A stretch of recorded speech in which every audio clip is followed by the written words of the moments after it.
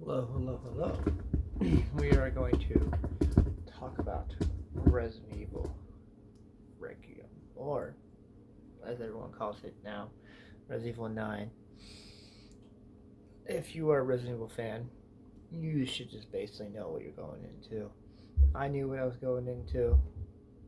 Um, the plot is really good. I'm not going to spoil that. You can go ahead and experience that for yourself or watch somebody play that. But overall, there's like the unlockable stuff. What are you doing, cat? There's the unlockable stuff you get for doing challenges, blah blah blah. I did 100% this. I did everything for this game. I platinum it. I did all the challenges. I have all the outfits, and I hear that they are planning on adding more to it. So maybe there'll be a future video on that as well. Yes, so you are playing as Leon and also the new character Grace from the FBI. And then you're investigating this new case that's going on with the umbrella, and people are dying, and Leon is also infected with this issue. Uh, they took Leon's part and took what Resident Evil 4 remake was and kind of made it better. Like they took it even made it even better, and then with Grace's part, they kind of went with the high key. They kind of went with the Resident Evil 7, 8 vibes, where it's first person, which I'm going to get to that in a second. In the settings, you can change it to third person or first person for both characters. And this isn't like Resident Evil 2, where, oh, you have to go through as Leon, and then you have to go through as Grace, and then you have to go through them again, kind of thing. Or not like not 6, where there's multiple characters going with multiple branches. It's all one story, and then once you get to the point, it'll switch to Leon or it'll switch to Grace.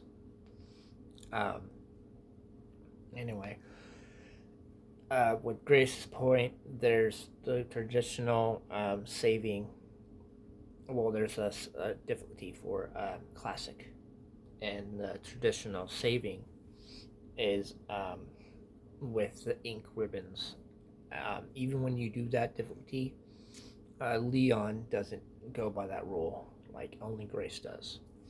So with Grace, you have to have the ribbons, and when you're going through Leon, he doesn't need the ribbons. So yeah, take a sip of a coffee real quick. But there's a hard difficulty. So there's casual, standard, classic, and then I can't remember what the hardest difficulty is called.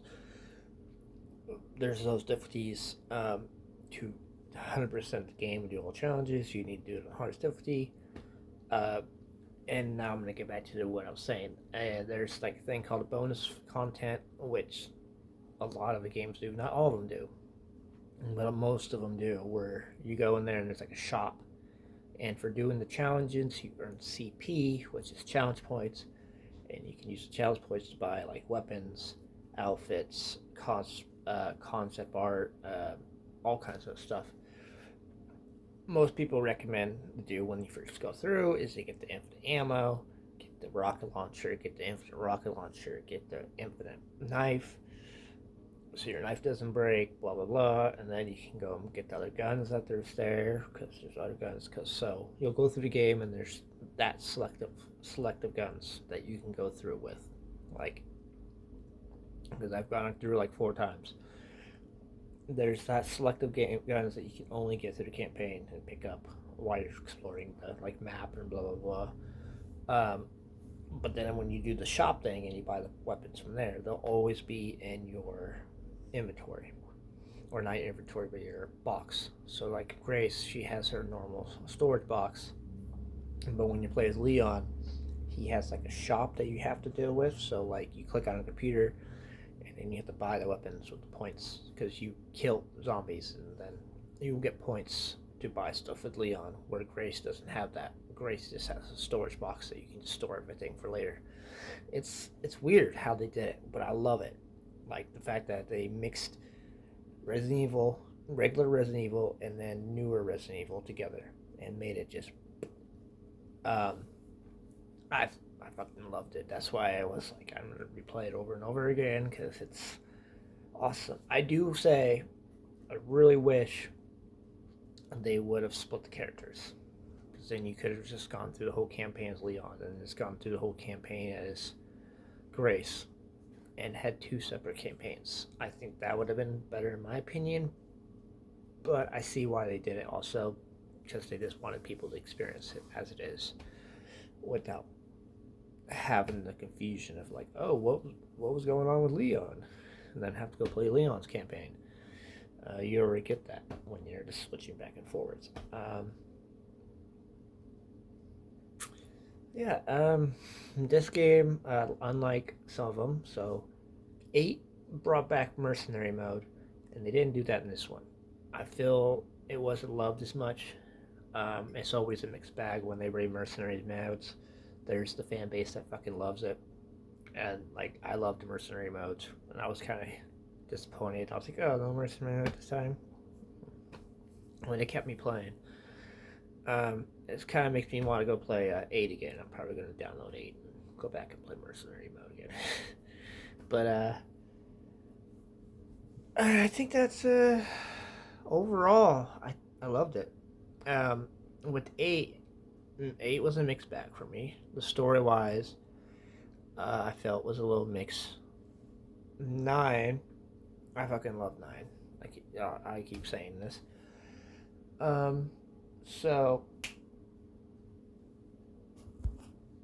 damn cat on the fucking counter. Um, Lost my train of thought because of that. 9. So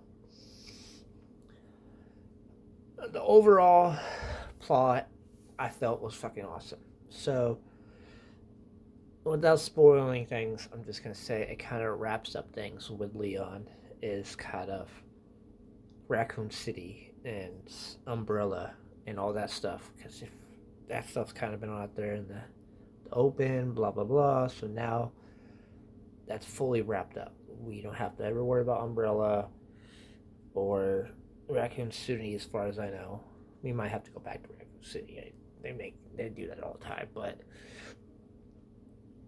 I feel that this was their wrap up, and now they're probably going to. What I've heard is they're going to make some more remakes, and then they're going to work on R810, which I feel they're going to go into the direction of like we're ending the series. We're going to just go, the series is over. This is how we're ending it, because how 9 is ending is they're leading into that, where we're going to keep going and do some other stuff. Who knows? Maybe the expansion leans into what the ending of 9 was. But with the tradition of 7 and 8, I don't believe it's going to, because, well, yeah, because with ending of 8, they lead towards Chris was going to the Umbrella facility, and that never fucking happened. And then same with the ending of 7, they ended for that you were gonna do something with Chris. I guess you did do a DLC with Chris, but that wasn't really what I expected. But anyway, if you like Resident Evil, you love the series, you love the survival horror stuff, I highly recommend checking this game out. You probably will love it. I loved it. I 100%ed it. Like I said, I did everything. I did all the challenges. I got all the weapons. I did all the outfits. I went through like 4 times. Did all the difficulties. Classic, standard, casual, and hardest difficulty. I did it. Um, if you like my reviews, as always, like, comment, and subscribe. The next thing we're probably going to be doing is, if you haven't seen over on our stream, we are playing Ghost of Yotei Legends, and there should be a video up for that soon, and High on Life, which I am playing right now. So keep up for that.